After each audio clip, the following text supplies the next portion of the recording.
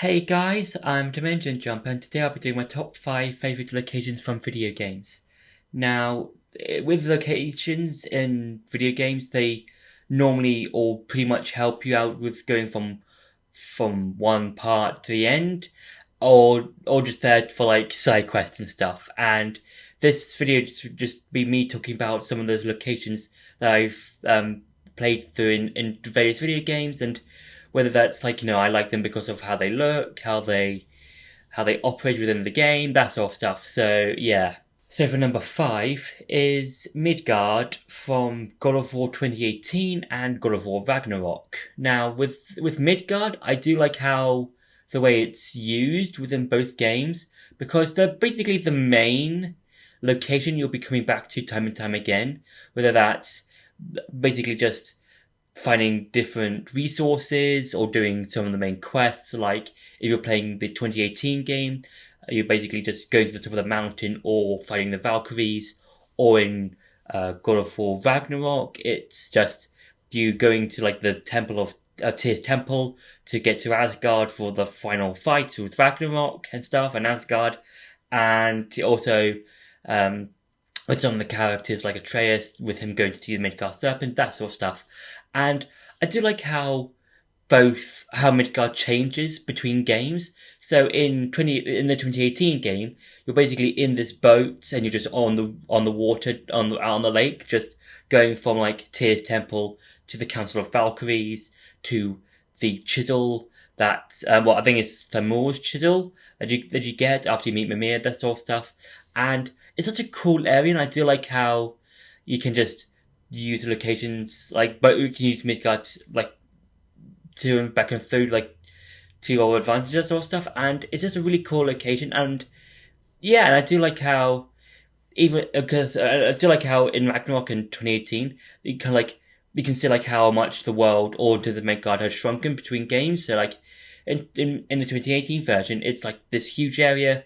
In Ragnarok, it's just a bit smaller, but it's still a really fun location, and I do like how they're used within the story. So yeah. For number 4 is Midgar from Final Fantasy VII, the original, remake, and also remake.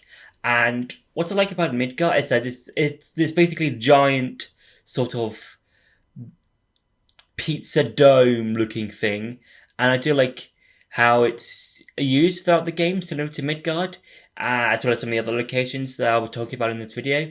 And yeah, I do like how, especially in remake, you get to see more of how people are living through when it comes to like the slums areas, as well as some parts of the upper plates. And yeah, I think it's one of those like sort of entrancing, sort of weird, mystical, well, not mystical, I would say, futuristically weird looking places to see, because it's got this sort of like future punk sort of aesthetic to it, and it looks look a thing that makes Midgar cool. And yeah, I think it's a good way of setting up the story as well. Like you start off with this giant future city that has 2 paths to it, and then once you've beaten that, you can now explore the rest of the game, and it helps you set up like with the story, with the characters, and how each of the characters interact with each other, and how they help influence each other as the story progresses. So yeah. For number 3 is Bowser's Kingdom from Super Mario Odyssey. Now this kingdom is pretty much the last kingdom you go to in the game. Well, or one of the last kingdoms you go to in the game before you finish the main story. And what I like about Bowser's Kingdom is that it's the only final, quote unquote, stage or area that you go to in a Mario game that isn't a lava-based world, because you've got a whole bunch of other Bowser Kingdoms or final worlds which are pretty much just a lava world. And with Bowser's Kingdom in Mario Odyssey, you've got all these big Japanese buildings and stuff, and all these like Japanese themed areas. Well, it's pretty much a Japanese like castle sort of thing, and I think it's really cool, and it brings a breath of fresh air to like one of the final areas of a Mario game, and it's not just another lava world. And it kind of reminds me of Super Mario 3D World in a similar sort of sense, in that in the final, well, I think the final area of the main story, you go to this huge, like, sort of theme park base level. I think after you've beaten Bowser in the standard lava world area. And that's really cool. And I do really hope we get to see more kingdoms like Bowser's Kingdom in Mario Odyssey. And yeah, it's just really, really cool to just go around and just look at all the different things, and as well as collecting the moons and stuff. So yeah. For number 2 is the depths from The Legend of Zelda Tears of the Kingdom. Now with the depths, I think they're a really cool bit of addition to the game, and I do like how they weren't really used or shown off as much as Hyrule Field or the Sky Islands in the trailers for Tears of the Kingdom. And yeah, I think what makes this really cool is that there's so much stuff you can do, like the final boss is down there, as well as one of the dungeons. Well, no, 2 of the dungeons are down there, as well as the final boss. I think that's really cool, and it does help you, the use of exploration that much more better, because if you look at Breath of the Wild, that game had a huge amount of exploration. Like, you could go to any mountain, you could slide down them, you can go to the final boss if you wanted to.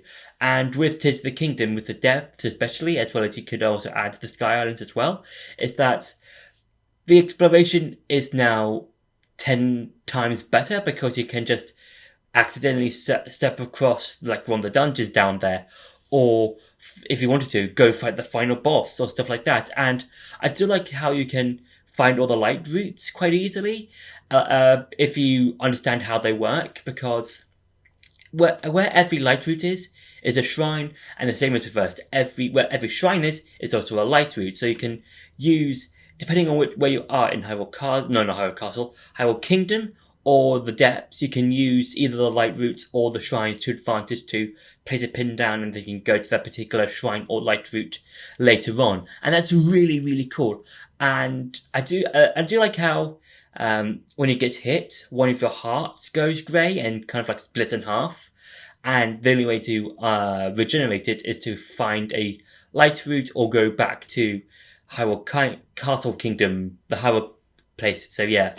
And for number 1 is Skyloft. Now, what I love about Skyloft is basically it's just this giant sort of floating island in the sky, and it's basically probably one of the coolest locations I've played in a game or seen in a game, because it's pretty much just it feels like normal when compared to some of the other locations I've talked about in this video, mainly because it's all very peaceful. The only danger that comes out to attack you is at night, or when you're going through the cave, when you're trying to find your Skyloft. No, not your Skyloft, your Loftwing.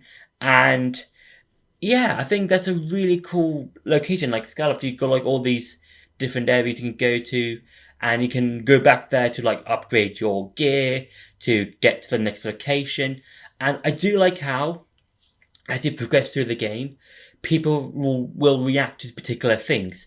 So there's a particular side quest you can do in which you have to find one of Skyloft's inhabitants' kids, and then a lot of people will react to like, oh, have you seen this person? And then when you do find them, like, oh, you found them. And then even towards the end of the game, when the statue of the goddess has gone below the clouds, you'll have some people react to it like, oh, this is like part of the prophecy, or like, oh, what happened to the statue of the goddess? It just went below the clouds, that sort of thing. So yeah, I do like how Skyloft is one of the few locations I've played in the game where people will react and comment on particular things, and not just not do that when particular things happen. So yeah, so that's been my top 5 favourite locations in video games. I hope you enjoyed this video. Don't forget to like, share and subscribe, and I'll see you in the next video.